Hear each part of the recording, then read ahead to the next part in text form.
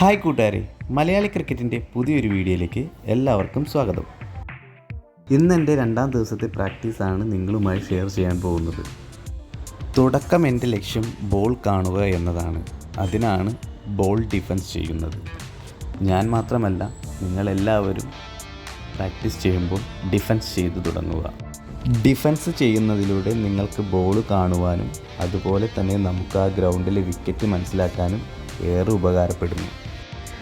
എനിക്ക് ഈ 2 ദിവസത്തെ പ്രാക്ടീസ് ചെയ്തപ്പോൾ കിട്ടിയ പോസിറ്റീവ് എന്തെന്ന് വെച്ചാൽ ബോൾ മിസ്സാവാതെ എല്ലാം എൻ്റെ ബാറ്റിൽ തന്നെ കൊണ്ടു എന്നതാണ്. ഒരു ബാറ്റ്സ്മാൻ എന്ന രീതിയിൽ അതെനിക്കൊരു പോസിറ്റീവായ കാര്യം തന്നെയാണ്. കഴിഞ്ഞ വീഡിയോയിൽ പറഞ്ഞ കാര്യം തന്നെയാണ് എനിക്ക് ഈ വീഡിയോയിലും പറയാനുള്ളത്. ബാറ്റിൽ കൊണ്ടു തുടങ്ങിയാൽ പിന്നെ മാക്സിമം ബാറ്റിൻ്റെ മിഡിൽ കൊള്ളിക്കുക എന്ന ലക്ഷ്യത്തോടെ പ്രാക്ടീസ് ചെയ്യുക.